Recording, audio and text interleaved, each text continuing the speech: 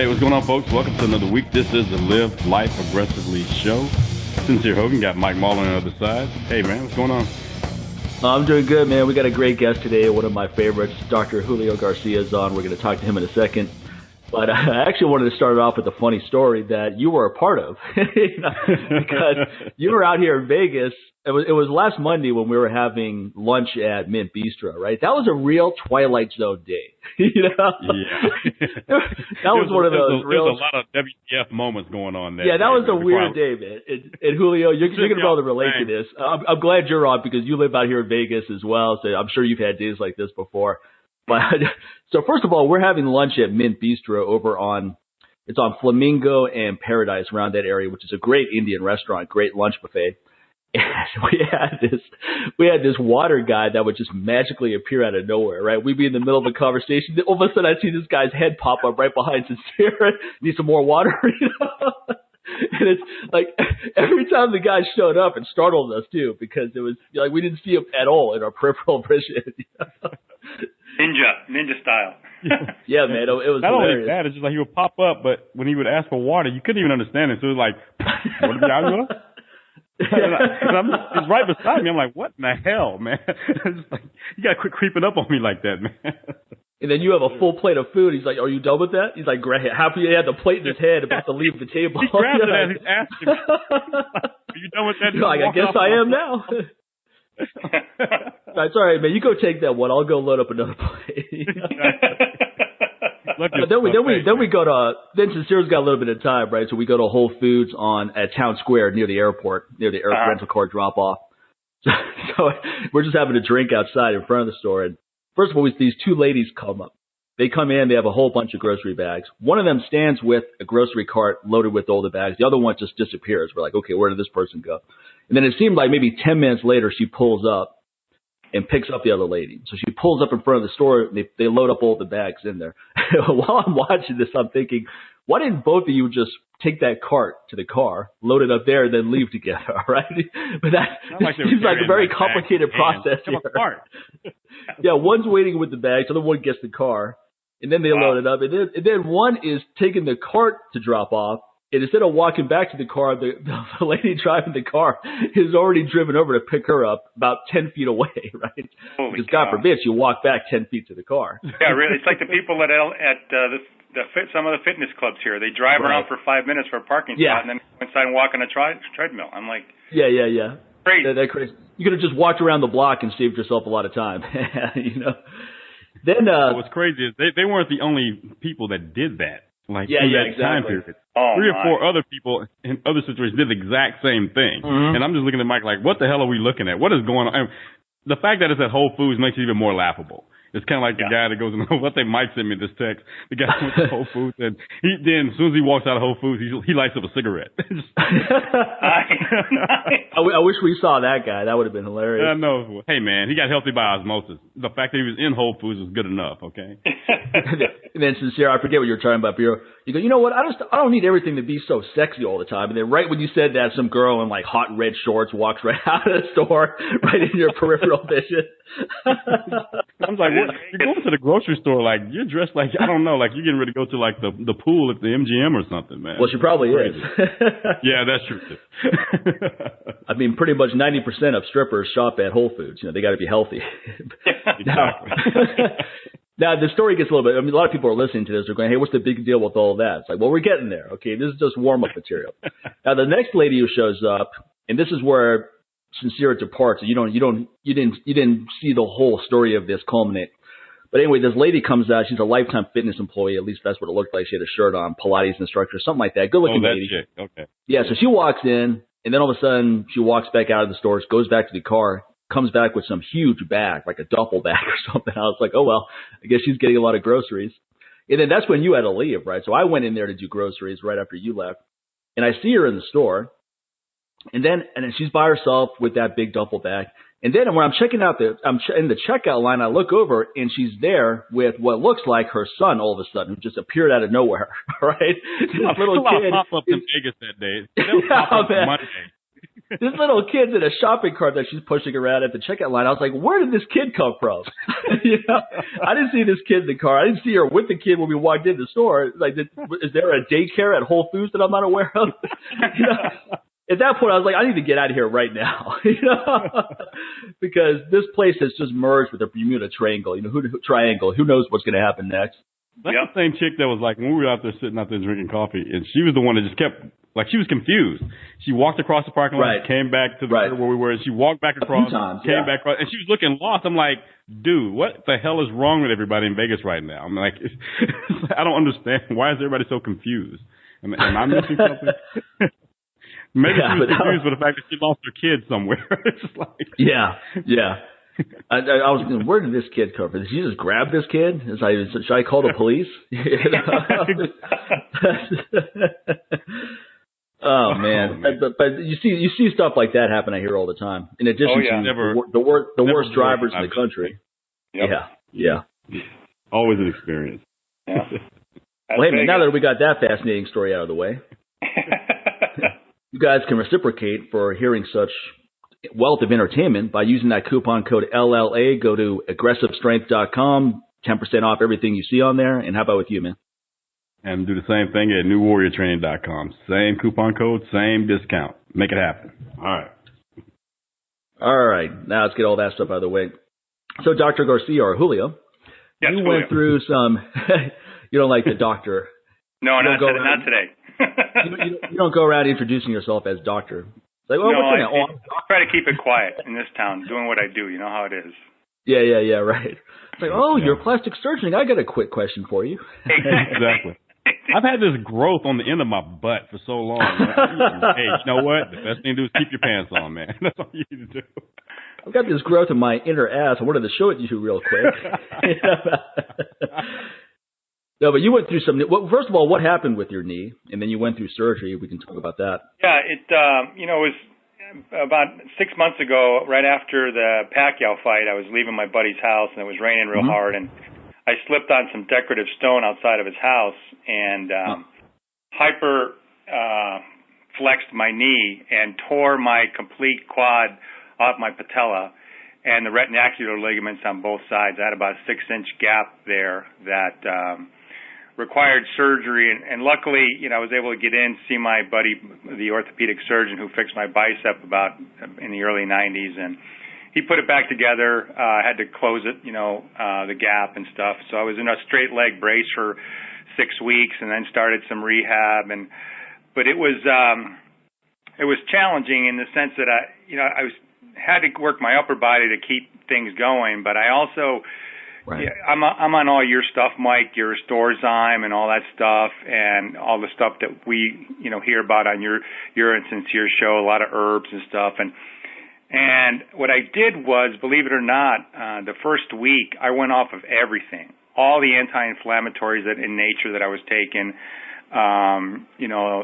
literally everything. I even stopped the Restorezyme because I wanted inflammation to get this healing process on my quadriceps going. And I got to tell you, then I slowly kind of ramped it up on all the stuff that you guys talk about on your show in terms of getting your restoration after you train. And my physical therapist couldn't believe how fast it healed. And I was eating pretty clean, semi-vegan. I would cheat once in a while because I'm trying to make the transition. And so it was kind of interesting because I'd done a lot of reading about Ori Hofmeckler, your friend, and about intermittent fasting. And I'd always been doing it just by accident. And I found that kind of intermittent fasting maintained a lot of my muscle mass when I wasn't training as hard. Knock on wood, I wanted to hit 600-pound deadlift by the time I was 60, which when the accident happened, I was about 18 months away. So I'm 6 months behind now, but I'm back almost 90% on my dead, and I'm going to make a run for it. I want to hit 600 pound when I turn 60 this coming September. So, I'm back on everything, all your products, all your anti-inflammatory stuff, testosterone booster, eating, I eat just like Ori says, eat for 8 hours a day and fast 16 hours. And it's funny because, when he's talking to you guys about this plan.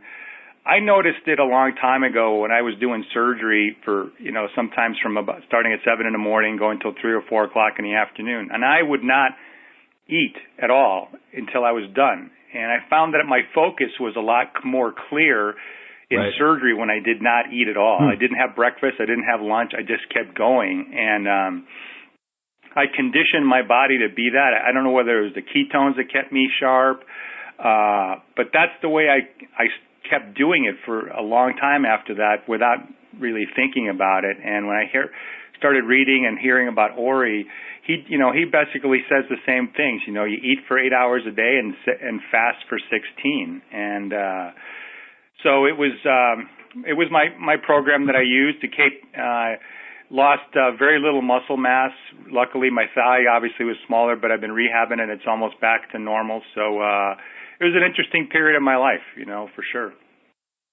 Yeah, and to start off with, a lot of listeners haven't met you in person, but you don't look anywhere close to 60. Yeah, I'm you're doing a lot of things right. You're doing a lot of things right. I'm thinking that you had a lot of time with your deadlift. I'm like, well, you still got another 10, 15 years ago, man. So you'll hit that mark. Come on. Yeah, when you're hanging around with guys like Philippi, I never deadlifted till 2.5 years ago. And I said, I want to try this. I was working out over there doing metabolic conditioning and this and that, and my shoulder started hurting. I got some rotator cuff issues that I refused to have surgery on, and so I said, well, go to my strength, which is my back and my legs, and the deadlift seemed to be the natural fit, as a total body workout. And we started playing around with some different things, and then right before I got hurt, I hit 520 for a single, and I wanted to get another 80 pounds, but it will come. I've got till next September, so I'm psyched. With Flip there, Mark Philippi, he's a grouchy old guy, but he knows how to motivate me. That's for sure. Yeah, he looks closer. He looks closer to 70. Well, he just had his hip replaced, and now he's considering doing the knee. But this is busy time for him right now at the shop because he's got some of the pro baseball players coming. Yeah, and he's got an ex-Vegas kid who's playing out in Washington, D.C. I won't say his name just in case. Oh, cool. He's coming back, and so some other ball players will be coming back. So that's been great for me when I train there. Mike and Price. Oh, yeah. Different athletes, different sports come, and I'll train with some of these guys, and it's just such a variety when the hockey players come in. It's a totally different workout when those guys are there versus the ball players and the basketball players. So it's a great place. It's a great vibe. As you know, vibe's important, when you train. Yeah. That's what's so great, about guys like Sincere. He's got that attitude in this gym that, if you want to be here, look, it's going to be hot and it's going to be cold depending on what's outside, and get tough. And that's what I love about it. And I just, keeps me going. Yeah, it's a fun place to work out. For sure. And Mark's a very astute strength coach. He's very good at analyzing people's technique, fixing problems right away. When Tim Larkin said that after listening to Sincere and myself talk about deadlifting the Ed Cohn program so much, he was motivated to go get some tutelage from Mark. And I go, that's the right guy to go to, because I remember I showed Mark a clip of me. No, he'll make progress quickly. Yeah. I showed Mark a clip of me deadlifting a long time ago, and he immediately just looked at it within seconds, said, you're doing these 5 things wrong, work on this, and I worked on all those things and improved dramatically. Yeah. In a pretty short time frame. That's why it's good to have people, watching you, that's why it's important, because you can't critique your own technique. So you can't. It's awesome. Really good. Even if you videotape it and watch it yourself, you still may not know what you're doing wrong. Right. Exactly. And that's a good way to get hurt, especially doing deadlifts. Exactly. Unless something just totally obvious, like, I totally used all my back in that one. Well, the next thing is like, well, how do you correct that? And if you don't know that stuff, then Sincere, you hit it right on the head. Because a lot of us that are back dominant, we don't use our legs as much as we should, and it's key. That's why you need well-trained people watching you, and it makes such a huge difference. Your progress goes so much better. It's like, you got to pay attention, and someone's got to help you. A friend or somebody's got to help. Yeah, I always say you can tell by. Yeah, they're able to find those things that you don't know anything about beyond the obvious. You know, we think about the physical things like, oh, I need to drive with my legs and blah, blah. But it may just actually just be our timing might be off like a millisecond. Yep. You know, from the time that we grab the bar, it's like, okay, you're sitting there way too long in the pocket. You know, just rip it and go. Or you're trying to rip it too fast. And it's just like, wait a minute, man, you know, give yourself time to adjust and sit back into it. Little things like that. Like I say, if you don't know those things, you don't know to look for them. That's why it's good to have an expert like Mark that sees that. Sure. Like, man, your timing is off. That little bit, I'll tell you, personally, going through the rehab when I started going back, I was wearing a brace that was supporting my knee just in case. You know, and I had this guy make it for me, a customized brace out of titanium, so it's real light, but it had about, you know, a quarter of an inch thickness on my thigh and on my shin. And when I went back to deadlifting, I noticed, hey, my other side, lower back, was hurting. And then I figured out, because I was letting the bar get away from my shins, I wasn't pulling the way I was normally pulling with a deadlift, where I was ripping skin off my shins. Right. And that little bit made such a huge difference. It strained my back, and so I said, okay, well, the brace comes off when I'm deadlifting, and man, it just, what a difference that little eighth of an inch of that bar being away from your shin makes. It's crazy. Yeah, crazy. I basically pull the bar into me, so it's basically the bar is connected to the shins the entire time. Yep. I would say if you feel it in your back, then you didn't do it right. Right. So, if your glutes and hamstrings are sore, you did it right. Yeah. If your back is stiff, you didn't do it right. Even if you completed a PR, the technique wasn't optimal. That's right. It's like you always say, Mike, you want to make it look so smooth that everyone looks at you like, holy crap, what just happened? Yeah. What did this guy do? If you're struggling and screaming and yelling, you know, well, you know, that's a cry for help. if you're yelling, you better complete the lift. You know, exactly. Don't yell till it's done, and then you can say whatever you want to do. Yeah. That's the rule of yelling and make a lot of noise. You better make sure you don't miss that lift, because you're gonna look real stupid. And like what Sincere said earlier, that if you don't rip the bar at the right time, the only thing that's going to go up is your butt, right? It's true. That happened all the time, where someone tries to rip the bar, but they didn't have their hips low enough. They weren't pushing their feet through the floor. So they rip the bar, but they don't have the timing right. So the bar doesn't move an inch, and then your butt is way up in the air. And now it's going to be a Romanian deadlift if you try to complete it, which you won't be. Look, man, anytime I see that in the gym, I feel obligated to drop a $20 bill by that person when their butt goes up that high. it's just called good manners, man. You're like, good job there, but you put the $20 bill in their shorts. What's this for? It's like, hey, for your performance. Oh man. So you went through this knee surgery. You're about 90% recovered now? Yeah, I mean, strength-wise, everything's pretty much back. Range of motion's good. The only thing I'm not doing a lot of lateral motion yet. Let that retinaculum heal up a little bit, and going upstairs, no problem. Going down the stairs, I think it's just in my head. I'm a little apprehensive going down there, but I've been wearing my weighted vest when I do stuff, and try to emphasize that. And I'm gonna start doing some walking, some farmers walks, and I'm gonna start doing some Zercher holds on a bar and walk with them, just to load the front of my core to tighten up my back a little bit. So I got some weird things and planned out that I ran by Mark, and he agreed, just go ahead and do it. So he had a similar injury, so he knows what he's doing when he's telling me what to do, and he puts me through the ringer when I'm over there for sure. He's probably had every injury you can have. Yeah, I think so. Judging by his body, the way it moves, and the scars where they are, that's pretty true. He has a ridiculously high pain tolerance for him to put up with all of the injuries he's had for so long. Yeah, because most people, if they had 10% of the pain he's in each day, they'd be running to the hospital. Yeah, no, he's stubborn, but he's getting to the point where he wants to have a long career, and you can't really demonstrate to people, when his range of motion was limited. So that what's prompted a lot of his, going to have some surgeries done, and he's actually moving a lot better than he used to. He's got much greater mobility, and he really found that he needed that when he was, he trained the Azerbaijani Olympic wrestling team, both Greco and free, and they got those guys, I mean, a little country like that, 6 medals at the Olympics. You know, I mean, it's pretty impressive. They hadn't done that before. So it was a great experience for Mark, and he brought back a lot of stories about what it's like training over there and in a very austere country. So very educational. Yeah, very interesting. I wonder how that happened. I wonder how they connected with him. Yeah, I don't know how it started, but they're talking about getting him back, and he actually, some of the Cuban wrestlers were over there training with the Azerbaijanis. I don't know how that one got, but he trained some of the Cuban guys. So, and he was telling stories about what goes on behind the scenes, and with the Olympics and some of these competitions. It's pretty sad, but it was a weird experience. He'd be gone for 6 weeks at a time, back home for a week, and then he'd be gone again. So he's writing my programs long distance. So it was something else, Wow. Yeah. So yeah, we'll have to get him back on the show and talk about that. That sounds really interesting. That would be good.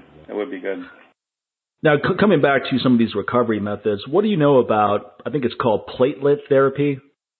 Yeah, we do platelet therapy in the office. We mix it. I don't just do, a lot of people call it PRP or platelet-rich plasma, which actually I've been using that technology since the late 90s. I used to actually use it in surgery because I would spray it on an open wound like a facelift or a tummy tuck, and it would help the patient clot faster, and it had some elements of growth factors there, so they would heal faster. My patients were getting back to public life a lot sooner.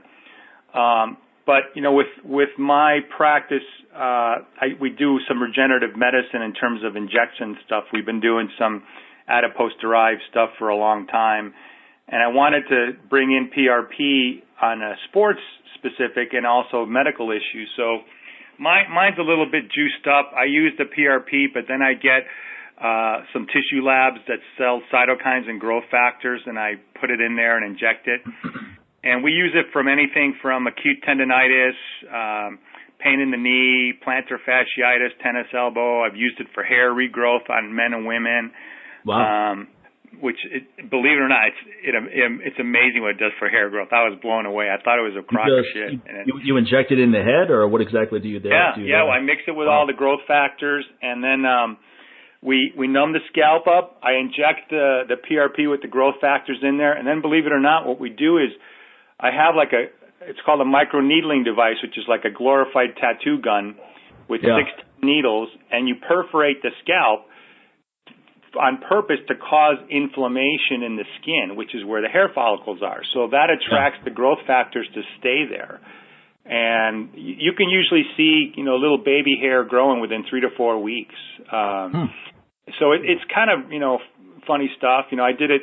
My wife was playing tennis. She twisted her knee, and, we thought it was a meniscus tear. So finally I said, look, let's just go get the MRI. We got the MRI, and the MRI was clean, no meniscus tear.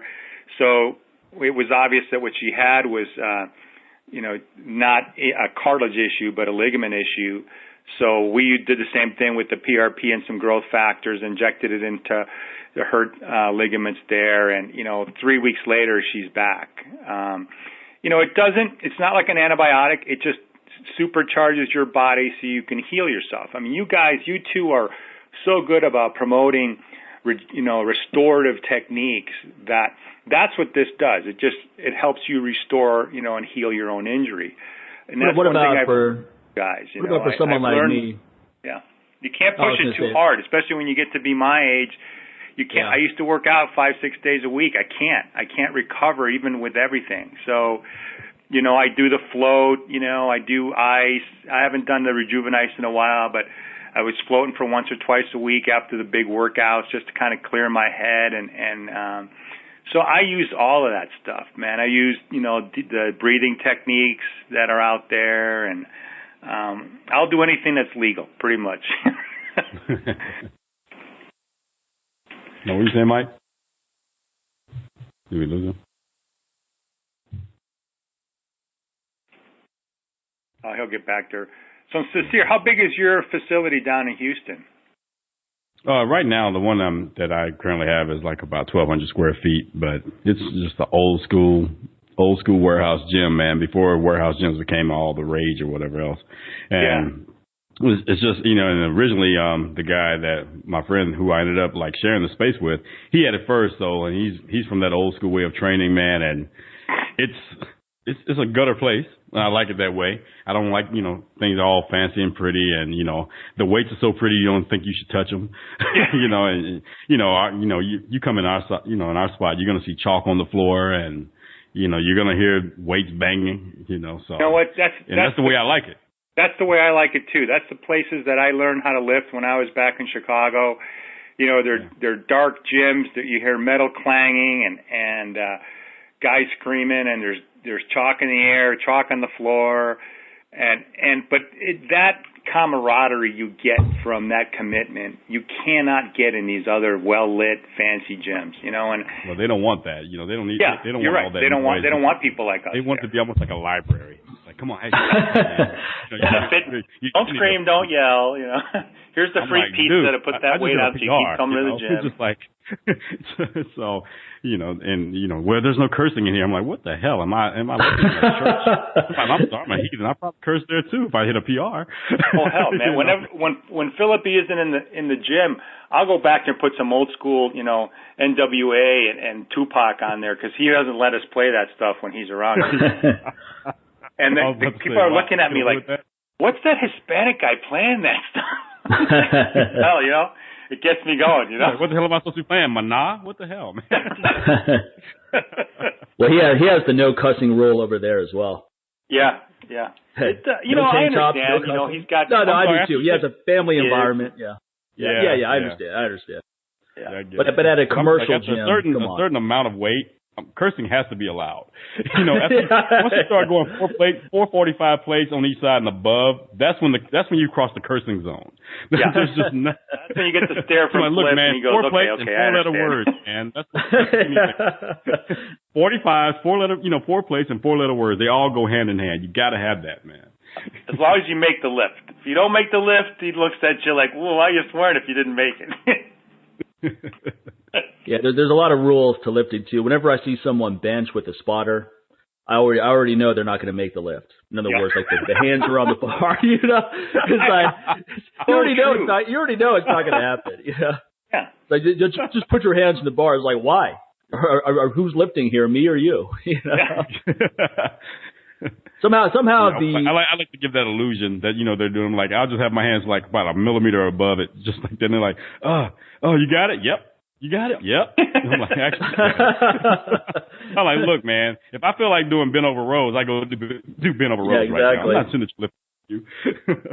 So are you assisting me? Are you assisting me with my rows, or am I assisting you with your right? He's deloading your bent over row, right? I mean, come on now. Yeah.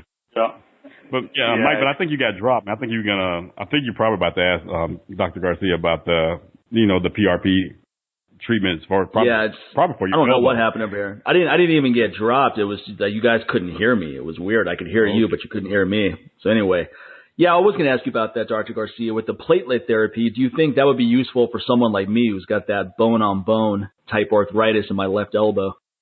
You know, if it's bone on bone, there are things we can do that I can get for you that are related to that kind of technology.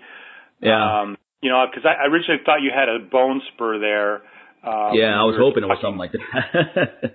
I'm not that lucky, unfortunately. Yeah. Because I will tell you, it's certainly, there are things we can try that will help you heal. You know, if there's any semblance of a little bit of cartilage there, it does help. And there's some other sources of some other, not pure stem cells, but some mesenchymal cells that are available out there that can be used for those scenarios. So, I mean, I think it's worth a try. You know, you're very active, and I know you like to do those double overhead kettlebell, you know, presses, which can be a little stressing on your elbow for sure. And the windmills and stuff like that, because it puts a lot of... Well, I mean, ironically, the double kettlebell overhead press is probably the only pressing move I can do, which is pain-free, because I can use a very particular groove to avoid any stress. I don't press with the belts going far out to the left or right. I stay within this straight line groove. And then I do zero negatives where I just drop it back to the starting point. Mm-hmm. Little things like that make a big difference. Incline presses too, I feel good on. Interestingly enough, flat dumbbell presses, I don't feel that good on. Don't feel good, yeah. Incline dumbbell presses, I feel fine on. It's really the lockout that's difficult because the arm can't fully extend. So anything where I have to lock it out, fixate the weight, such as a bench press, will definitely cause a lot of stress in that area. Yeah, I have a similar problem on the opposite end. I mean, when I had my left bicep repaired, they had to weave the tendon through the bone to put it back, and I lost about 15 degrees of extension. So I can't really lock it out the way I would normally have done before. The one advantage is I also can't supinate it, so I can't go through drive-in because I can't get the change. So can't go to a drive-in food place. So that's a good positive. Not necessarily a bad thing. You have to drive in the opposite way, Back it up. So, but it's funny. You talk about double kettlebells. You converted me. I bought one of your first videos, and when I was trying to rehab my shoulders, I said I got to do this kettlebell stuff for my shoulder, and this is the older ones that you had when you were still doing single kettlebells, and then when you got into double kettlebells, that's what I started doing. And I really honestly think because I double kettlebell swing on the outside of my thighs, that helps my deadlift a lot because I do it the same way you do. You got to kind of sit back. It's not a waist motion. You got to bend your knees, let that weight get behind you, almost to the point of putting it down, picking it up again. And I think double kettlebells is a great accessory exercise for people on a deadlift. You get a lot of explosion out of there. To move that bell. I think personally it's helped me. Yeah. Teaches you how to be fast. When Mike introduced that, I call it the suitcase swing to me. It's like, dude, where has this been all my life? Because one thing about it really does teach your hips how to drive quickly. Yeah. You think that you're driving your hips quickly when you're just learning the first, just a typical swing, going between the feet, and you think like, okay, drive the hips. It sounds good in theory, but a lot of times people really moving their back a lot faster. Right. Whereas that suitcase swing, you'll learn right off the bat that using your back is not a good idea. There's no way you get away with murder. It exploits all the bad habits that you created doing swings between the feet very quickly. You realize I've been trying to tell you weren't doing it right. Like, oh my God, what's going on? So you're sitting there bending back and forth like Rubber Man now, and it's not going to work very well. Yeah, and you're never going to get that speed to drive your hips fast enough to get both those kettlebells outside your legs to go at least chest high. Sometimes people kind of get away with it getting it like maybe 45 degrees, not even 45 degrees, probably 35 degrees out in front of the quads. I'm like that. Yeah, that's not enough power, bro. You got to get that thing up there. And and that goes against everything. Especially for someone that traditional kettlebell swings. Going chest high. So. And it's like, oh my God. And then you actually really have to engage your core to make those bells stop in front of your chest when you're going chest high. Otherwise, you're going flying across the room. Whereas between your feet, you can kind of get away with it, but outside the legs, you have so much momentum going that you're going bye-bye if you're not clenching up and locking down, man, and grounding yourself into the floor. So, it's great for that. And once I teach that to my clients, they're just like, God, things are so much better. Even with long cycle for them, with the clean and jerk, they're just like, wow, this is like, now I can actually do these. These feel great.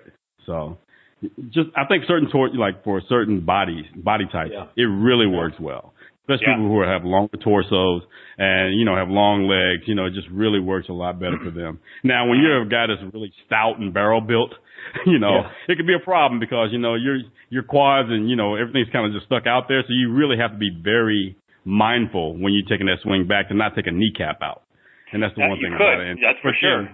For them trying to get their feet close together. Yeah, getting their feet close together is an issue, for the most part, because they have so much inner thigh meat pressing up against each other that it can be a bit of a problem. So you always have to tell them like, hey man, be very cognizant of where you're going as far as when you're passing by those kneecaps. Otherwise, you're going to end up doing what I call mobster swings, where you take out a knee, for the most part, man. And you won't do very many reps of that either. That's usually a one-time thing. One rep, that's all. People make a lot of mistakes with outside the feet technique-wise where they do this around-the-world type motion, right? Instead of going in a straight line, they swing it back, and then when they're trying to swing it forward, it slams right into their calves. And then they think, okay, this is not for me. It's like, no, it's for you. It just takes a minute. You can't go as heavy as you're used to going with in between the feet, double swings, if that's what you're used to. You have to dial back the weights, get fluid with the technique, and then get into the motion. And then, like Sincere said, it's not going to be a perfect fit for every body type. I deadlift with a close stance, right? So that's my power stance. I press overhead with a fairly close stance as well. Mm-hmm. That's what works for my body type. So it is going to have a nice carryover to the deadlift because the stance is virtually the same. Right. For someone who does sumo deadlifts, for example, it would make sense that they do a wider stance, double swing, for the same reason. You can do your pull-throughs with the cable on the machine. There's a lot of different things you could do. But, I love the carryover. I know the swimmers we had a lot of swimmers that get scholarships. We had one of the guys from PSI that won medal down in swimming. And, they're starting to go with the double kettlebells over at PSI because to get off the blocks, man, that is just perfect. It's the same exact motion. And when they do a flip turn, guess what? They're just loaded and bam, these kids are coming off the wall like they're on fire. It's great. Right. Yeah.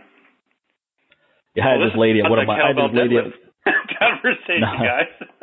I had this lady at one of my courses who was talking about double swings. She goes, yeah, I tried it outside the feet. It feels pretty good, but I like it a lot more in between the legs. Right? I was like, I bet you do. And like everyone in the class was laughing. She had this oblivious look at her face. She didn't realize the joke. Well, we can always talk about between the thighs if we get to the plastic surgery stuff too. I got some funny shit to tell you guys about that stuff. Oh, well, do tell.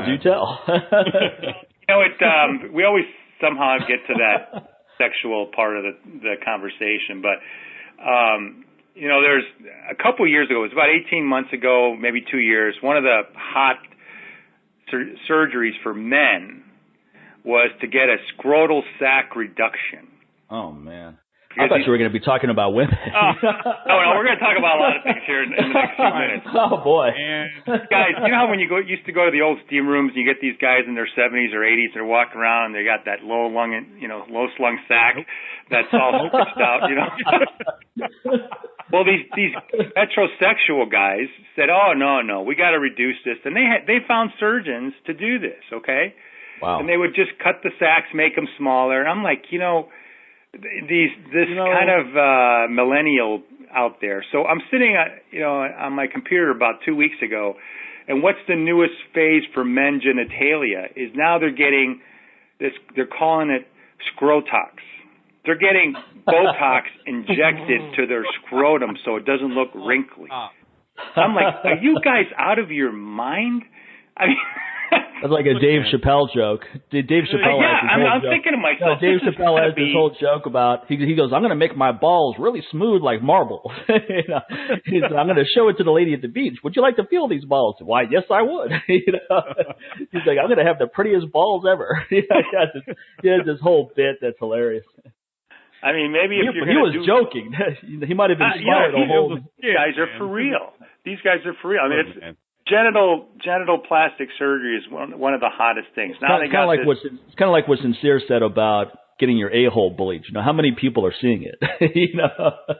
Well, yeah, exactly. How many people are seeing these guys' balls where they feel the need? It's like the newest rage for women. They're getting vaginal rejuvenation. They're getting fat injections into their labia to make their labia plump. I'm like. And I get requests. You get these girls that are entertainers and they in the movie industry, and they want to have it look like they're 10 years old. So, but the newest rage with them is they have this machine where they use radio frequency waves to heat inside your vagina, and it's supposed to tighten and shrink your skin, your mucosa in there, to help you sexually. And the question I had, this guy's pitching this machine to me to sell it to my female patients. I go, how exactly do you measure whether it was a success or not? Yeah, exactly. And he goes, what do you mean? I go, how do you know if it's tighter? well, it's got to be. I said, what objective evidence do you have? You would do a doctor before and after test, I would imagine. Exactly. I mean, this is what the world's coming to. I'm telling you. How about actually date someone you're attracted to? How about be with someone that actually, right. and all, come on, man. And first of all, going back to what you said, some of these entertainers that want their vaginas to look like a 10-year-old, okay, that's gross. Yeah. First of all, why? Why? It's very I'm like, sick. First of all, I'm like, who are you with? The fact that Listen, they want when I was still in medical school and going through my OB-GYN, rotation, and at that age I was in my early 20s. Penis size was always important at that age, and I saw that first head coming out of that woman's vagina when she's given birth, and this head was 19 centimeters around. I'm like, oh my God, I can never be that big. So I just gave up. I said, well, okay, I got a little wiener. That's about it. I'm not going to compete with that head coming out. I always make that joke. Anytime a dude starts getting all this bravado, like, yeah, I'm tearing this up. Whose is this? I'm like, dude, calm down. Do you understand that freaking 8 and 9 and 10 pound babies come out of that? You are no competition, dude. You're out of your league. Come on, that is above your pay grade. Shoulders pop out of that thing first sometimes, man. I was like, you ever felt the shoulder head on? Like, come on, you ever been speared before? So imagine that in slow motion. Because that's what happened. You, my friend, are not hitting anything correctly. Okay? It has nothing to do with your physicality right now. It's some mental stuff that makes her attracted to you. Trust me. It's women orgasm with their brain, so just forget the rest of this stuff, man. Come on. Exactly. I'm like, dude, I'm beating this up. Like, no, you're not. You're not beating that up. No. My step boy over there, he came out of that. He won. He was the last victor in that area, okay? You're not going to top him. Okay? Oh my God. Well, I think that's where a lot of this anti-aging mentality starts getting really unhealthy, right? You're taking it to an extreme level. But there are people like Ray Kurzweil and others who believe that aging is something that will eventually you'll just be able to stop it in its tracks. So in other words, you're not going to be 60 and feel good. You'll be 60 and actually look like you're 30 if you want to. Yeah. What do you think about that line of thinking? Do you think that's far-fetched, or you think that's within the realm of possibility? Well, I do. I actually think that we can start to move there now. It's a matter of making choices. I use a product. I sell it here in the office. It's by a company called L-Nutra, L-Nutra, N-U-T-R-A. And it was developed by this guy named Longo at the Aging Institute at USC. And what he did was, it was kind of a modified fast where he would take people and put them on this diet for 5 days only. And he'd then let them go back to their normal eating for 25 days, and put them on again a month later. And same thing, 5 days on this modified fast, and then 25. He'd do it 3 times, and their biomarkers of aging were incredibly improved in just 3 months. It's fascinating. I know he's also branching out now to whether this type of product can be used for people undergoing chemotherapy, because what he found was that he was able, through this diet, which it's about 1,000 calories the first day, and then you go to 750 for the last 4 days. All vegan, non-GMO. You're basically eating kale chips, olives, and special soups with like quinoa. Relatively low protein, but the biomarkers of aging were dropping on these people. I mean, their hemoglobin A1. What were the biomarkers? What were some of the biomarkers? They're using IGF-1, hemoglobin A1C, cortisol. They were checking just about every inflammatory, C-reactive protein, cholesterol, triglyceride, and that's part of the problem with. I know all of you guys have talked about it quite a bit, and I agree with you. I think some of these people that eat these enormous amounts of protein are making a mistake. I know Ori believes that there's a certain amount that you should eat. I know Dr. Mercola, that you guys are familiar with, is a proponent of not overdoing protein because it activates the mTOR in our system, which is great for building muscle. But, unfortunately, when you look at what Ray Kurzweil talks about and living longer, cancer-free, pain-free, you cannot live that crazy, juiced-up muscle head lifestyle and expect to live like that unless, at least with the technology we have now. You have to decrease inflammation in the body. That's what's going to kill us. We're rusting to death. And, so modified diets, eating more vegan type food, eating the good types of protein, and not, some of the stuff these protein powders are out there are really not very healthy for you. The question between casein and whey is always out there, but it's funny that all these anti-aging specialists are pointing towards limited eating, exercise, but, with range of motion, not trying to get huge because that eventually taxes your system. So it's, guys like me, we're caught between a rock and a hard place. I'm still a meathead at heart, and I'm trying to be stronger, but at the same time, I want to live longer. So I think the limited eating has to be put in the right context, though, right? Because you're taking people who are eating a lot of garbage, and then you're putting them on limited eating. So not only are you limiting their total intake of nutrition, you're cutting out a lot of garbage too. Yeah. So I think if you contrast that with someone who's eating a lot more, people like us, for example, are all very active, but we're eating a lot more healthy stuff. I don't think us necessarily reducing just total caloric intake would have the same benefits, if at all. Yeah, probably not. I think that's obviously the problem when you take people off the street. They're eating junk, they're eating stupid stuff, and just getting them eating healthier. They could eat 6 meals a day and still be better and healthier. So, right. As the field of age management and gerontology increases, we are going to see more. I think Kurzweil is right. I think it's going to take longer than it should because people's habits are hard to break. But that is the future. It's a matter of eating clean, eating better food, and not eating the junk. The high fructose corn syrup and the processed foods. And I think the biggest thing is you got to fight against is cost. And that's the biggest enemy of this entire thing is the affordability of those things. Now, of course, there's always going to be the healthier people, a little more detached, always going to say, well, you know what, if you stop and think about it, it's a lot it's a lot cost effective to eat healthy and eat organic than people think and blah, blah. I'm like, yeah, but there's also this thing about resource and access. So a lot of people who have, economic problems where they don't have as much the availability to go out and get these type of foods is also because they don't have it necessarily in their area. So they don't necessarily have access to those resources. So it becomes this very, sanctimonious thing to sit there and say, very privileged thing to say, like, oh, well, they don't have to eat all that fast food and all this other stuff that's in their neighborhood. They can go get this. But a lot of them, don't necessarily, have the knowledge of that resource being available to them. And also understanding that they need to be educated in that, so I can see it from both sides. I said, but I can deal with people. I can look at people in more underprivileged and underserved areas and understand why they have such a hard time buying into, eating organic and having healthier foods and cooking foods, especially when they're working, 80 hours a week and they're rarely at home and their kids are coming home from school and pretty much taking care of themselves. And pretty much they're going to naturally want the kid to not sit there and cook, because they're thinking like, well, I haven't had time to teach them to cook. So it's much easier to pop something in the microwave for them or just eat something out of a bag and keep going.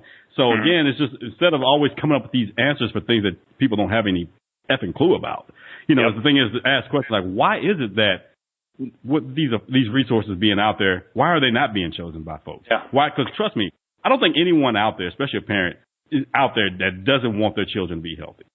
I don't think you can find a parent that says, no, I want my child to be unhealthy. I want them to be sick. I want them to have type 2 diabetes. I want them to be on medication, at age 4. And I don't think you're going to find a parent that's going to say that. So you have to ask yourself, like, well, knowing that, how can we, why are they not choosing better? What is the problem? And, and then since you're a health expert, you're in that field, you ask yourself, how can I help? Can I educate them? Are they willing to be educated, first of all? Because some people don't want you messing with their business. But the thing is, and then also, like, how am I living? At least they can see that I'm a good example of that and how things could be. So, it becomes this privilege thing when people say that, and it kind of pisses me off sometimes. They're like, oh, man, they can just go. I mean, there's a Whole Foods, like, everywhere now. I'm like, well, I can tell you now, there's not a Whole Foods in South Central or Compton. I was actually surprised. Like, they opened up a Whole Foods, I think, in the South Side of Chicago, which I thought that was huge. So I'm like, well, there's a start right there. Yeah, the demand is there. It just has to grow, and people got to get educated. But, at the same time, you're battling, a lot of, food addictions in the sense that there are certain foods, like cheese is an example. Cheese is very addictive to the brain. It actually secretes endorphins that want you to eat more cheese. So it's funny, our bodies are just full of all these things that, turn us into addicts. I've seen that, being married to an Arab woman, and, especially because cheese is such a big part of their culture. And, that was like one of the hardest things that my wife had to give up. And, especially switching to a plant-based lifestyle. It's like, no more cheese. And I never grew up in a house where everybody loved cheese, for the most. So I never truly understood like the true addiction to cheese like that. Whereas just like, even when I probably before going plant-based, I probably consumed more cheese once I started dating my wife, in the very beginning. Just because it was always around her. And my father-in-law was so insistent, hey, have some cheese. He would go to Egypt and bring it back. So it wasn't like cheap craft or anything like that you can get at a grocery store in slices or whatever. He knows farmers, and he's bringing it back, when he comes back from, overseas. And you can definitely tell, taste the difference. And then when you start mixing other things like olives with that, which is also big in the culture. And, you start having like lebna, which is like yogurt, and you have that with, pita bread and wine. And so you start when you look back and just think about the combination of all those things, like all those things are so addictive to most people. Like here you have pita, it's bread. People are so addicted to bread, once they get started. And it's one of those things, if you're not paying attention, you can go through a lot of it before, before you're done. Yes, you can. So then you start mixing alcohol like wine in there with that. And then just the whole social aspect surrounded by, hey, this is a social event. This is when everybody comes together and we're having a good time. We're talking. So you're really not paying attention to what you're eating because everybody's so in each other's conversations and all that. And then next thing you know, everybody's 200, 300 pounds more than they were 5 years ago. They don't understand how this happened, or it's always, those things are associated with love at the same time. So if you say no, it's like an insult, to the culture. There's this cultural thing around it as well. But yeah, I get it, man, because I would say no to a lot of times. He would give me cheese. I'm like, nah, I'm good. And, and there was something new to them because I'm someone that's outside of that culture. So for me to say no, it's like, what is wrong with you? I'm like, I don't like cheese.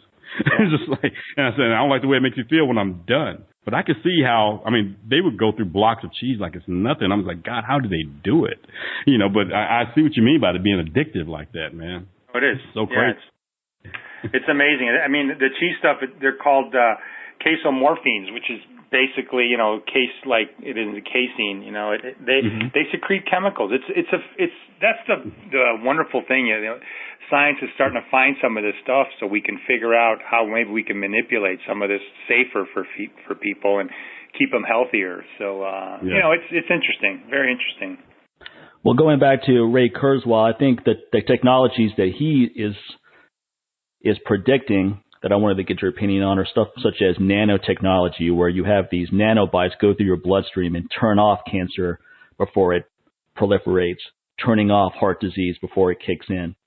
What do you think about those kind of technologies? I think that is coming. And that's been, they weren't called, nanobots back then, but when I was in medical school, we did research similar to that where we were tagging cancer cells with radioisotopes so that the chemotherapy could be delivered more acutely to the tumor rather than the whole body.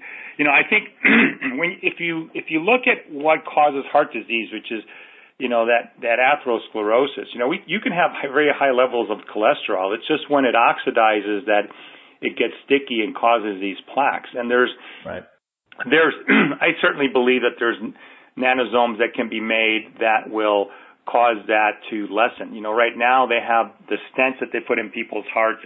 They have chemicals, they have drugs that dissolve, that cholesterol.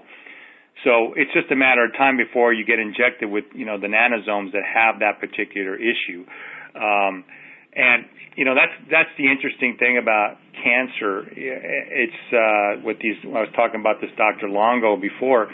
It's when you do cancer therapy, you're basically poisoning the body and hoping that the healthy cells survive. So they're starting to look at manipulating food sources and what you eat right after the chemotherapy to be able to have that cancer cell be more affected by that chemotherapy agent. So, I do think that's coming out there.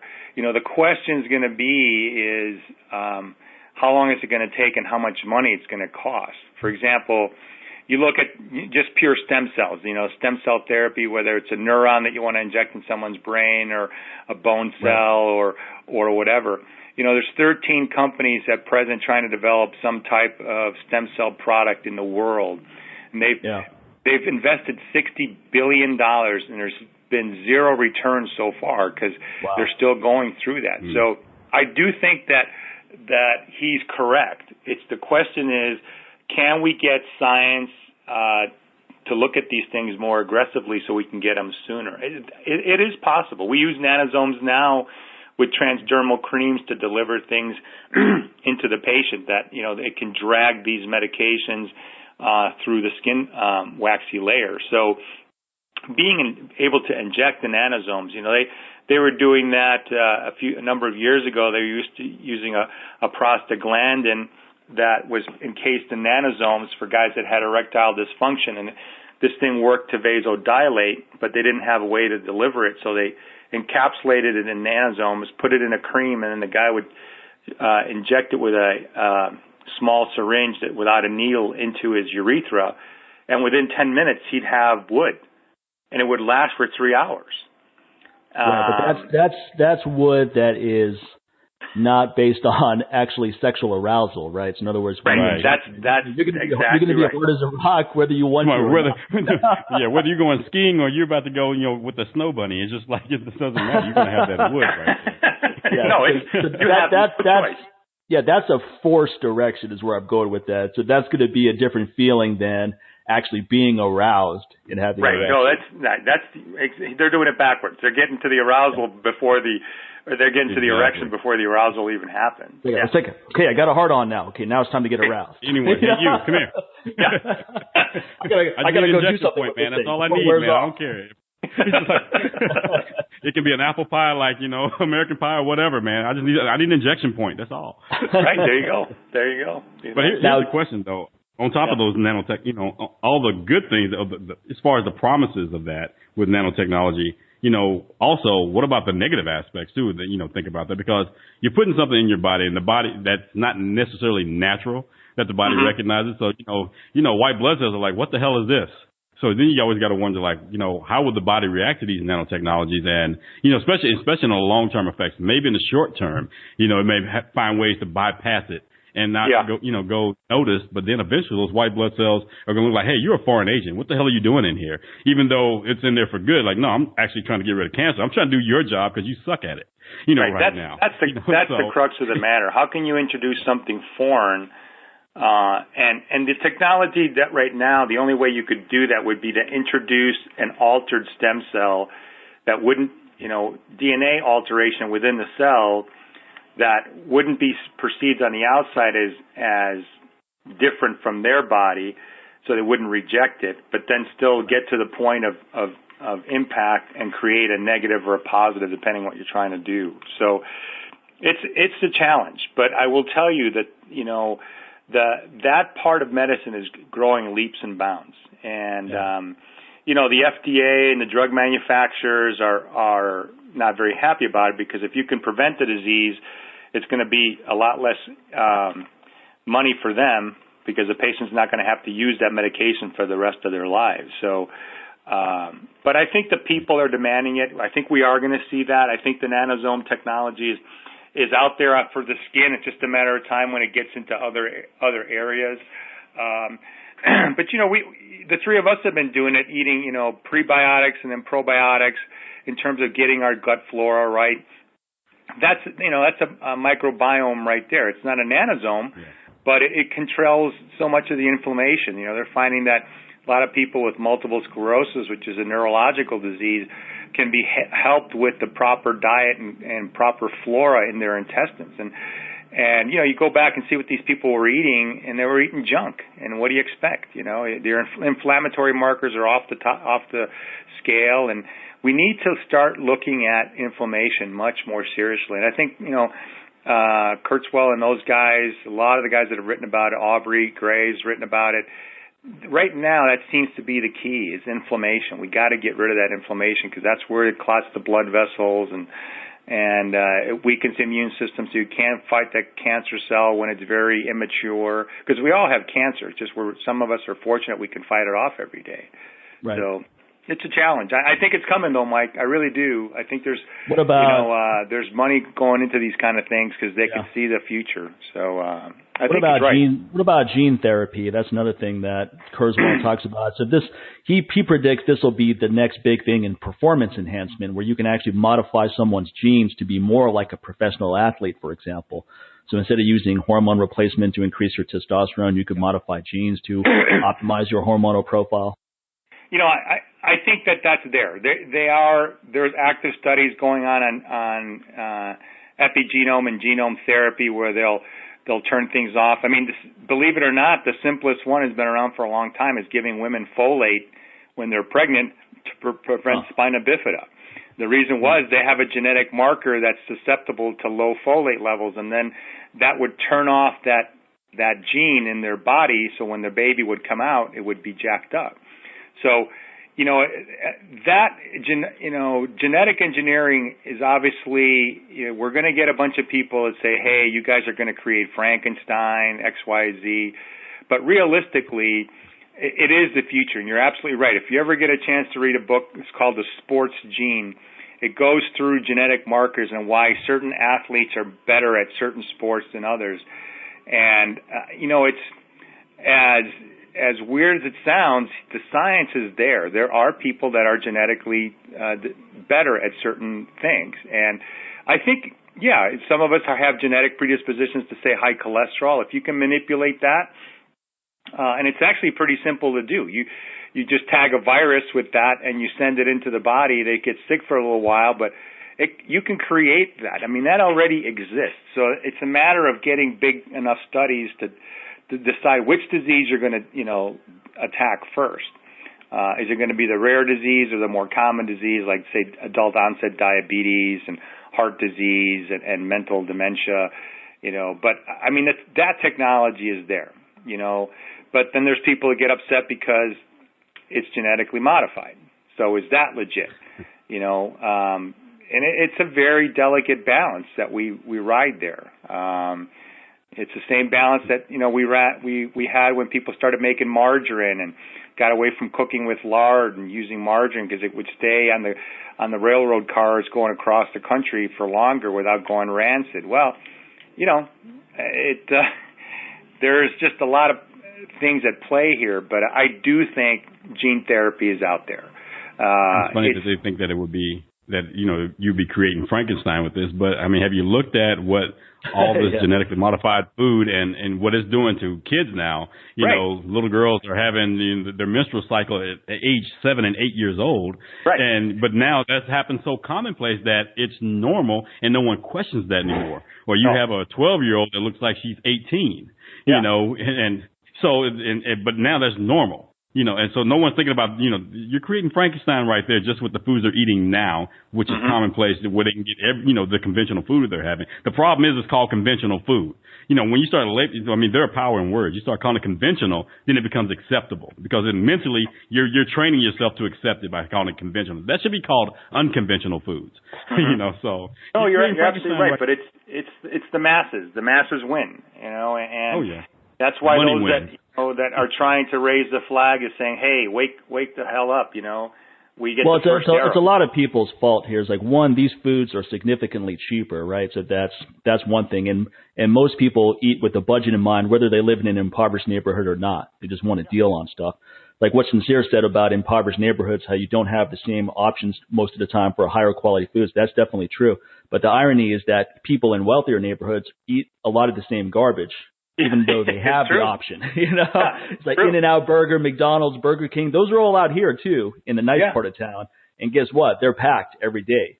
Yeah, it's scary. People who have options, such as the Whole Foods and organic food markets, etc., the majority of people are not going to those places. Yeah. They're still eating the same crap that anyone else is eating, regardless of where they're at. Even within Whole Foods, you got to be very careful because 90% there is garbage too. Exactly. I mean, they do have the right stuff. But everyone thinks it's whole foods, that everything in there is organic, and it's not. Right. Or healthy. There's a lot of stuff that's organic that's crap too. Yeah, that's true. Yeah. We got organic gummy bears. Healthy junk food. That's an oxymoron, right? Well, we see that with a lot of vegan people. A lot of vegan people they're eating vegan donuts every day, thinking that because it's vegan, it's somehow healthy. It's like, no, it's still sugar, it's still crap. Don't kid yourself. Not hurting any animals in the process. That's great, but you're still hurting yourself. Just say it's cruelty-free junk. Okay, don't try to call it anything else. Yeah. Yeah, but where I'm going is a lot of people a lot of big companies are profiting off of selling people garbage, but a lot of people are buying that garbage through their free will because it's significantly cheaper than healthier options. Yeah. So where I'm going is people have to take responsibility for their actions, especially adults. So you have to take responsibility. You don't know how to fucking eat and you're an adult. You can pick up any book on nutrition in any library. Any book you find there is going to be better than what the average person's doing. Absolutely. Well, here's the thing right here. It's just like if you know that you're knowing, okay, you don't want to spend the money to eat a little healthier, which when you really break it down, it's not going to cost you any more than what you're doing now because you have to go back and eat that crap twice as much in order to feel like you've actually eaten something. So when you really break it down, economically, you're spending a lot more on junk than you would on anything healthy because anything that's nutrient dense, you're not going to overeat that. It's just not going to happen. Right. Even eating something that has real sugar in it, you're not going to really overeat that because there are going to be signals going on like, hey, whoa, we've had enough. Okay, you start getting the sweats with that. Yeah. So, but the thing is, if you know that, hey, cost is the most important thing to you, you do not get the right to complain about your freaking health. Where the cost is more important than your health. Don't sit there like, I'm so sick of this gut that I have, or I'm tired of feeling like this. Start working on eating healthier. Man, I can't afford that. No, you don't get the right to complain. Well, you can die then too. You got to understand what's going to be more painful. You got to focus on the pain. What's more painful right now? The fact that your thighs are rubbing and you're starting forest fires, when you're just like walking to the car, and the fact you can't get up the stairs, or the fact that every time you try to eat healthy or whatever and your bank account starts losing more weight than you do. But Sincere, it's doing the right thing is the hardest thing in life. Yeah, that's right. In everything. Yeah, it is. A relationship to what you're eating, to the people you hang out with. It is so easy. Doing the right thing because the wave is against you. We are fighting, the current here. And we got to fight it. I'm not saying we should give up, but but like the Koreans say in their proverbs, you can't get progress without friction. You need friction. Yeah. And that's what it's up to people like the three of us to keep spreading the word. And slowly, if we can just convert one person a year, and everyone in the world converts one person a year, we would be better. It's going to take generations, but we can't give up. We got to do it. And it's sad, but there's more of the non-believers than the believers. But sooner or later, I think we can win. Well, the reason that the majority are unhealthy now, trust me, that took generations for these corporations to make this happen. They saw the end game. They saw it's like a chess match. They figured out like, hey, I may not be around when we convert people to doing this, and we get rich off of this. But you know what? My great grandkids or whatever else, I'm leaving my legacy behind. They're going to be taken care of.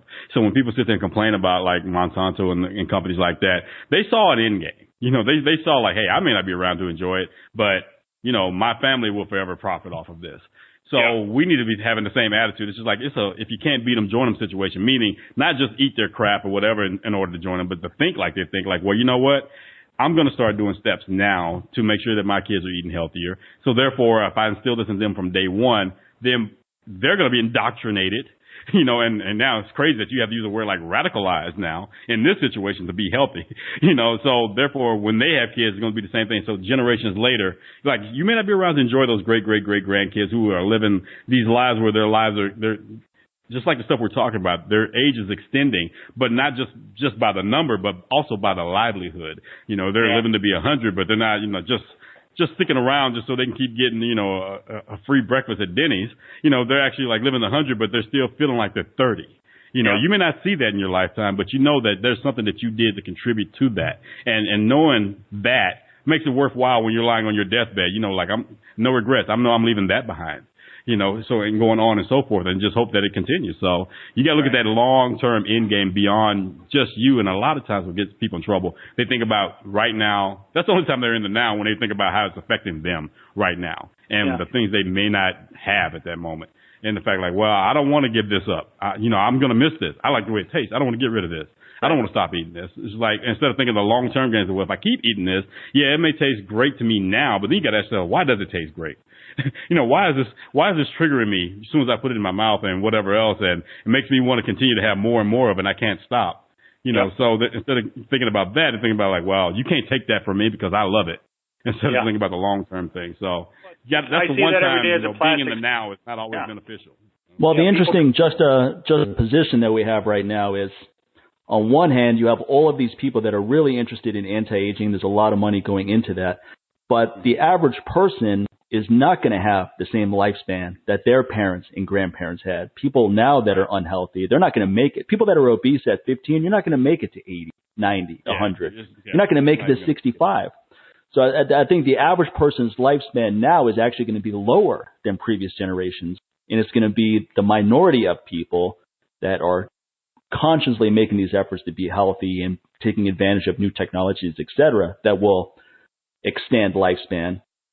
But the majority of people, all the medications in the world are not going to keep them alive. You're right. Just look at the one thing that everybody can pay attention to, which most people keep up with, celebrities when they pass. Nobody realized that, other people die too, right? But, everybody usually sees, but most people, they truly understand, they notice when a celebrity dies. So let's just look at the last few years. The average, before, most celebrities would die. When they would die, you'd be surprised they were even living. Like, oh, he died? I thought he was already dead.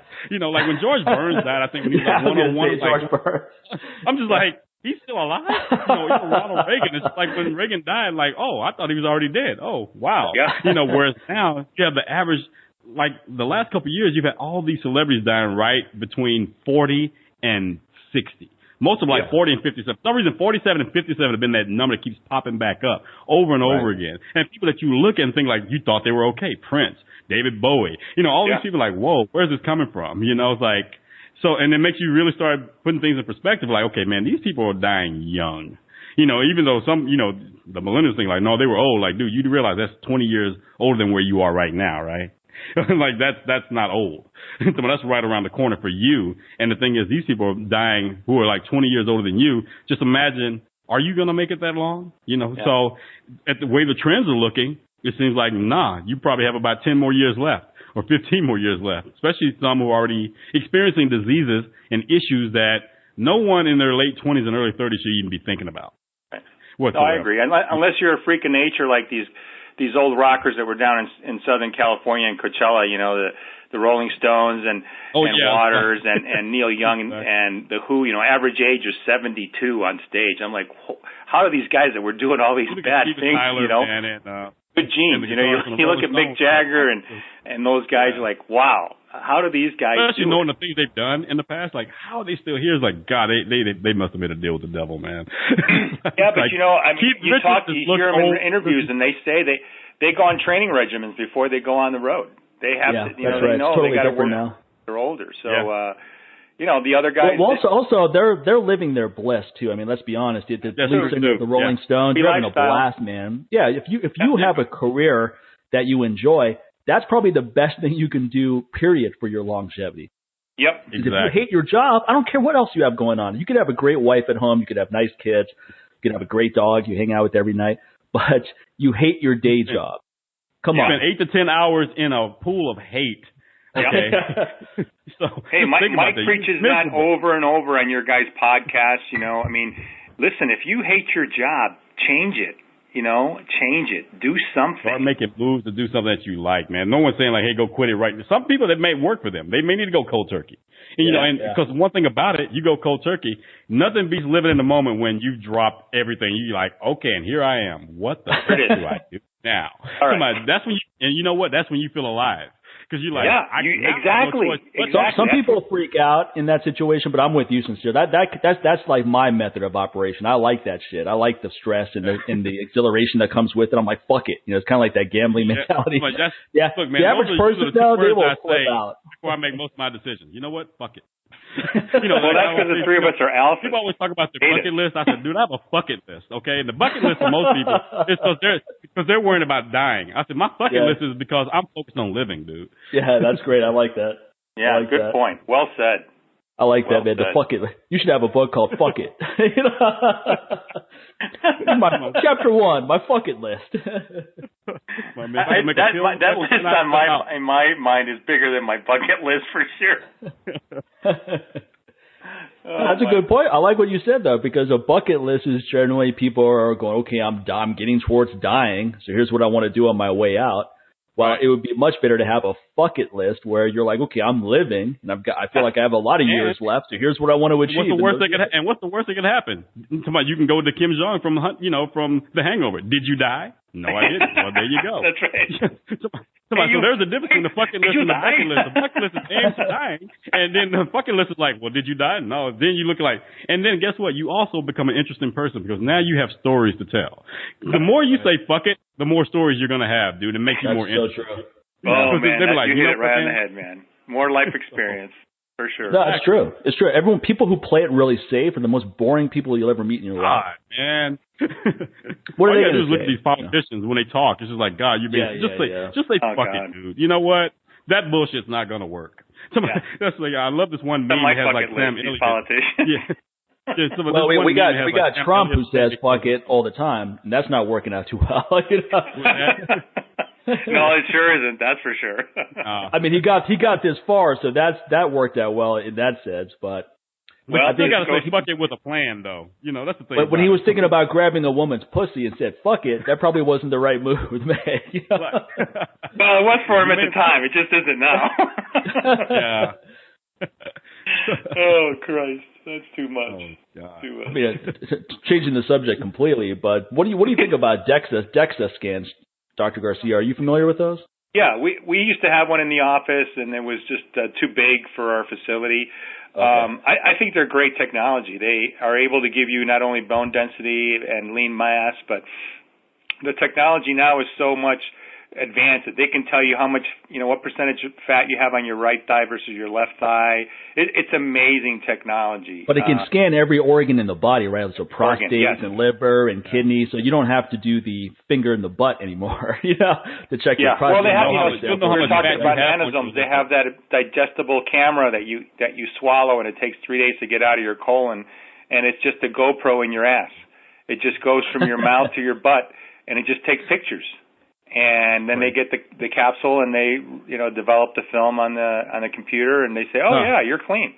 I mean, it's amazing, the technology. It's the size of a Motrin tablet. That's it. It's crazy.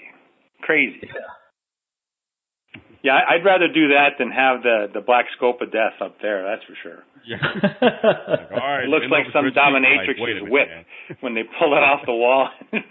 Yeah, but I mean, Dr. Braverman out there in New York City, he basically says you're only as healthy as your healthiest organ, right? So you might have healthy kidneys, but your liver's messed up, or you might have a nice liver, but your prostate's messed up. Yeah. Or your lungs could be healthy, but your heart's messed up. So you want to look at all of these things collectively and get a very detailed analysis of everything that matters in your overall health. Yeah, Eric Braverman's a really smart dude, and he knows. It's, when I used to give my lectures on anti-aging, I used to have a picture of a V8 engine. And I go, you can't, traditional medicine looks at your GI tract or your heart, and each is a different piston, and these guys don't communicate. You got to look at the whole engine because you might have 9 out of 10 things working, but that one thing's going to kill you. And it's right. It's you have to look at the whole field, just like an athlete would playing sports. You can't just look at one thing. And that's where we fall apart. We got to look at everything we do, head to toe, morning to night. And if there's something broken, fix a little something every day. That's all best advice I can give anyone. It's kind of like a proper training regimen, right? You want to get stronger and balanced. You want to make sure that you're not making your shoulders stronger at the expense of your rotator cuff, or you're making your back strong at the expense of your hips, et cetera. So you have to train in a balanced manner. You start steering off course, you pull in the reins. Yeah. You have to. That's the beauty of having a plan. Every time I've taken, Philippi's plan and I was feeling good and I went up faster than I wanted to, then I ended up taken a step back because I was overtraining and this and that. He goes, just follow the damn thing like I wrote it. He'd tell me. Okay, I'm sorry. And he always has. I love his 3-word analysis after everyone has finished talking for 2 hours. I remember there's this one guy used to work out there. He used to be a VP at the Hard Rock. Corey, good, cool guy. But anyway, Corey was working out there, and Corey's a pretty good squatter. His deadlift wasn't great compared to his squat and other lifts, bench press, etc. So I remember he was deadlifting, and everyone is analyzing his lift and what he's doing wrong and so forth. And then I was talking to Mark afterwards in his office. I was like, he seems to load up his legs properly, and he gets into position. What do you think's the deal? And Mark's like, he's weak. How is his analysis? Well, he could have taken 20 minutes to tell you, but he's like, he's weak, needs to get stronger. It's like, yeah, okay, there we go. That's the equivalent of Donald Trump's wrong. Right. Yeah, exactly, wrong. Because you'd be in jail. Because you'd be in jail. Yeah. No use beating around the bush, man, with nice little fancy answers. Yeah, absolutely. Absolutely. Oh, too much. It's too much. No, we don't want to keep you on all day, but just the final thing. As always, I love talking with you guys. One thing I will tell, just before we get off on the phone call here, I really want to tell the listeners out there that for those of you cheap asses that are not on Patreon and getting this private stuff you can't get any other way, you're fools, because it's the wisest investment. You're going to learn all the good hacks, all the good stuff. Don't be a wimp. Spend the money. Get on Patreon. I did it a long time ago. It's the best. I mean, as good as these LLA podcasts are, the secret ones are better. So get on it. Well, I appreciate it, man. Thank you. They're awesome. I love them. And we didn't pay him to say that. No, he didn't. I pay you guys. So that's the beauty of it. I don't, it's something I believe in, and I love your guys' passion, and you teach me something on every episode. And it's, I know you shouted out some of these people don't like some of the quote unquote touchy feely things. You're talking about life, and let me tell you, that guy that you were talking that said, I'm canceling because I don't want this pussyfooting around. I go, that's the guy who needs it the most. He needs to hear those stories. We're not going to sit here and talk about deadlifting every episode. Jesus Christ, we're talking about life here. Yeah. They miss out. They just don't get it. And that's like you said to him. You're better off not here. We don't. I'll give you the right person. I'll give you a good example. I mean, we did that episode with Ty Ritter, right? Project Child Save. Yeah, exactly. I had more people unsubscribe from that blast out to my list than any other episode I've ever done. But my attitude is that was completely positive. It's like, good riddance, motherfuckers. If you don't care about helping kids that have been kidnapped. I was like, I'm insulted that these people were on my list ever. It's like, what about now they're on your bucket list. That action, though, but them doing that is actually a symbol of their lives themselves. They unsubscribe from any reality. So that's all that was. That was just a symbol of who they are in real life, man. It's just just want happy. Anytime real life, presents itself to them, that's what they do. They unsubscribe from it and subscribe to another distraction. Yeah. To take their mind off what's really going on. So actually, it's a good social experiment. Like, so you're another person that's living in La La Land. Okay, bye. No truth. Hit the brick. Well, my attitude is what kind of person doesn't care about kids that are being kidnapped and put into the most deplorable situation you could possibly imagine? If that's not other something than the person that that's exploiting those kids. Then exactly. So now you're on the level. But my attitude is, if you're obviously the people that are exploiting those kids are the worst. But if you're someone who learns about this and then you still decide not to do anything, what does that say about you? Yeah. No, it's tragic. It just shows they're going to die, and they'll probably die early, these idiots. So good riddance, They just don't have the right balance. They're not living life, when something like that offends them and they feel like, I don't want to learn about that. They're already dead inside, man. Right. Yeah.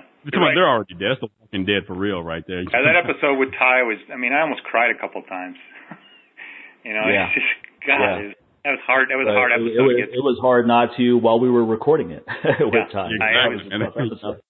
There was a couple of muted mic moments where I was like, I was like, motherfuckers. That's all. It was to the point where I couldn't even say it in my head anymore. I had to verbally say it out loud, but I didn't want to say it while Ty was talking. I had to keep just turning my mic off because I was getting so pissed off. things that you know about, but when you hear the reality of someone that actually see it, you like, especially if you're a parent, you know, or you have a child, you know, I'm just like, because everything's going through your head, like, man, you know, you always ask yourself, what would you do in this situation? Like, if that ever happened to you, you know, if that ever happened to me, you know, you always talk about what you would do, but then you think like, well, shit, would I?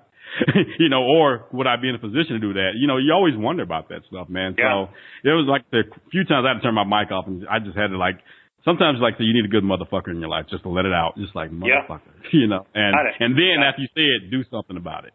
You know, it's like, okay, now so obviously it touched the nerve, it pissed you off. What are you prepared to do about it? So, and that's the thing. And well, that's the most important thing. We won't stop talking about that episode. I don't give a damn who you are. We're gonna bring it up. No, man, if everyone who listened to that episode donated $5, that would have gone a long way to a lot of the missions that Ty and his team do. But the reality is that people didn't do that. Otherwise, we would have heard about that. Right. You know, Ty would have been like, man, I just got $15,000 of donations from that appearing on your show. Yeah. So even the majority of people who listened to that episode, even they didn't do jack shit. They just listened to it and they're like, okay, this is terrible, and maybe I'll do something about it someday. But not right now. Someday. I'm still looking for that day on my calendar. I can't find it. No, but it's like what you said. You know, Pope Gregory screwed me with this calendar. I maybe it's on another, like a Mayan calendar I don't know about, and I don't understand. I don't read Mayan very well or something, but someday does not appear on my calendar. Yeah, when that day comes, they're all dead. So. Well, I mean, here's the thing about pretty much anything in life, right? Let's say you have an idea you want to execute, whether it's business or improving your personal life or a training idea, et cetera. And let's say you come across a cause that evokes some kind of emotional response. There's a very short window where you can act on that before it just evaporates into the universe, never to be seen again. Yeah. So if you listen to that episode with Ty, I mean, you better act immediately in making a donation or doing something, because otherwise it's just going to go on the back burner and then you forget about it. That's just the reality of life. So these window of opportunities are very short. Life continues to keep throwing stuff at you, man. It's constantly throwing shit at you. So, you know, when you see something, just do it then, because there's going to be some more shit coming. Come on. One thing about this world, it does not disappoint with providing you with more and more crap to deal with. You know, kick your ass every day. Every day. Right. Yeah, for sure. Well, hey, man, great having you on. Let's love it. Anytime, you know, you want, give me a holler. I'm just down the street. You know, we'll do another one. I love this show. I love it. Thank you. Thanks for the opportunity, you guys. Appreciate it. Thanks, Julio. And where can people find out? You have a website, and where can people find out more about everything you're doing? The plastic surgery website is lvcosmeticsurgery.com. And the regenerative medicine site is R as in Richard, M as in Mary, I as in Indigo, N as in Nancy, LasVegas.com. And that's where the regenerative medicine stuff is. So, you know, anyone's got questions, I'm on there answering questions all the time. You know, write it to us or just make an appointment. You mentioned the LLA podcast. We'll waive the consultation fee, so no problem there. Okay? Oh, great. Nice. Thank you. All right, guys. Listen, you have a great time the rest of the day. Appreciate your efforts and keep it up. You guys are true motivators to me, and I'm sure to many others. So God bless, and keep pushing on, okay? Thanks a lot, Julio. Appreciate it. All right, guys. Talk to you soon. Bye-bye. Great talking to you. Bye-bye. Thank you. Take care. Yeah. Bye. Bye-bye. All right, so that was another great episode, folks. You know what to do. Go to our websites. Go to aggressivestrength.com. Go buy some products today, not tomorrow, not next week, not even next month, right now. Amen. Use that coupon code LLA.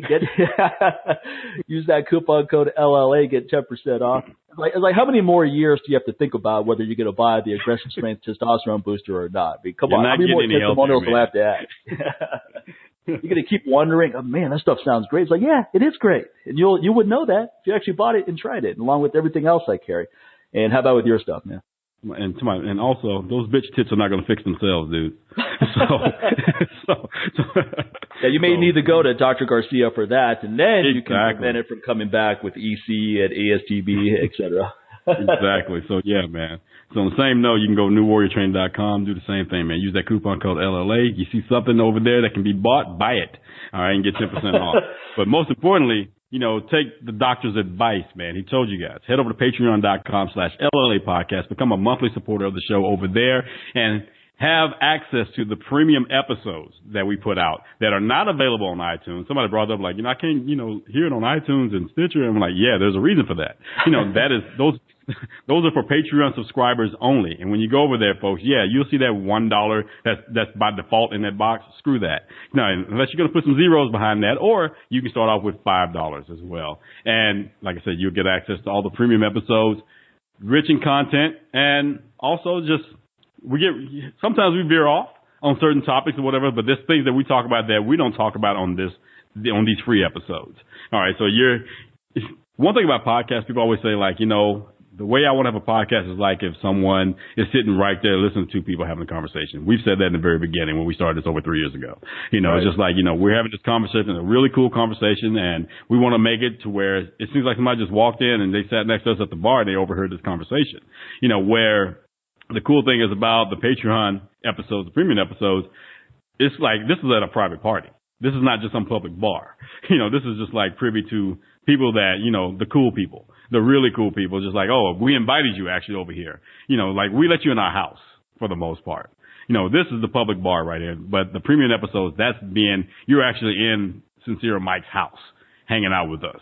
And really getting the stuff that, like, man, it's probably stuff that you're probably not even going out and like trying to share with everyone else because you're like, well, hey man, I have the privilege of being there. I'm not trying to just tell everybody about what's going on over here because you should have been there.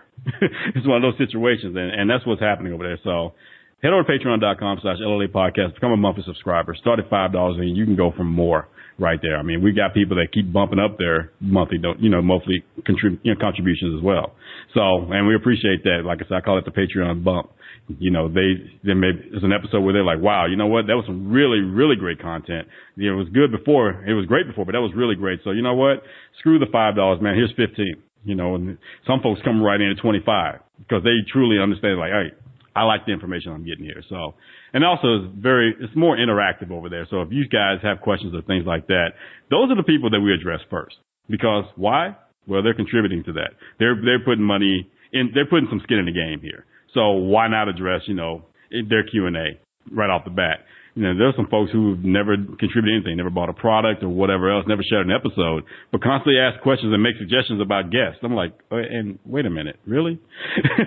So yeah, man. So, like I said, we look out for our folks over there. So make that happen, folks. But other than that, yeah, share the episode.